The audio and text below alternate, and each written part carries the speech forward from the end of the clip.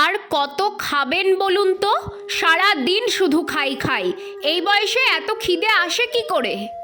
গীতা দেবী তখন আমতা আমতা করে বলতে লাগলেন, না বৌমা, কাল রাতে কিছু খাওয়া হয়নি তো, তাই খুব খিদে লেগেছে, আর একটু ভাত দেবে? রাগান্বিতভাবে উত্তর এলো, না না, আর ভাত নেই, আপনি আসুন। গীতা দেবী মাথা নিচু করে রান্নাঘর থেকে বেরিয়ে গেলেন। এরপর বৌমা ছেলেকে বলতে থাকে, তোমার মাকে আমি আর দেখাশোনা করতে পারবো না, ভাগের ভাগ সবাই নিয়েছে, দেখার বেলা কেন কেউ নেই? তোমার দাদা তো বাইরে চলে গেছে, কোনো দিন আর আসবে না। এই বুড়িটাকে সারা জীবন কি আমিই টানবো নাকি? আমি পারবো না, পারলে মাকে বৃদ্ধাশ্রমে রেখে এসো, না হলে আমি বিষ খেয়ে নেব। এরপর প্রায়ই চলতে থাকে অশান্তি। ছেলে কি করবে বুঝতে পারছে না। অনেক চিন্তা ভাবনার পর ভাবল মাকে বৃদ্ধাশ্রমেই রেখে আসবে। রোজ রোজ এই অশান্তি আর ভালো লাগছে না তার। যেমন ভাবা তেমন কাজ। মা যেতে চায় না। প্রায় জোরপূর্বক মাকে ছেড়ে আসা হয় বৃদ্ধাশ্রমে। পার হয়ে গেল অনেকগুলো বছর। ছেলে বৌমা কেউ কখনোই যায়নি বৃদ্ধাশ্রমে দেখা করার জন্য মায়ের সঙ্গে। এরপর হঠাৎ একদিন বৃদ্ধাশ্রম থেকে একটা চিঠি এলো ছেলের নামে। চিঠিতে লেখা ছিল, যখন তুই এই চিঠিটা পাবি খোকা, তখন আমি আর এই পৃথিবীতে নেই। আমি এইখানে বৃদ্ধাশ্রমে বলে রেখেছিলাম, আমি মারা যাওয়ার পর এই চিঠিটা যেন তোর নামে পোস্ট করে দেয়।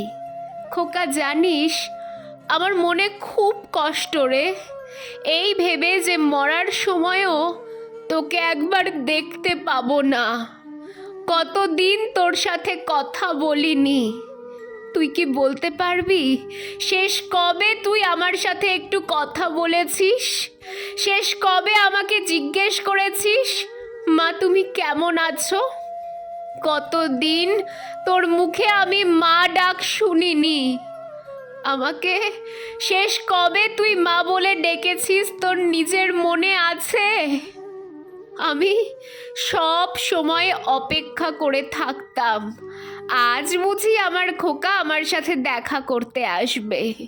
কিন্তু আমি তোদের কখনো খারাপ চাইনি, তবে খুব ইচ্ছে ছিল শেষ বয়সে এসে ছেলে বৌমা নাতি নাতনি সবাইকে নিয়ে আনন্দে দিন কাটাবো। সেটা আর হলো না। বৌমাকে বলে দিস তোর যাতে খেয়াল রাখে।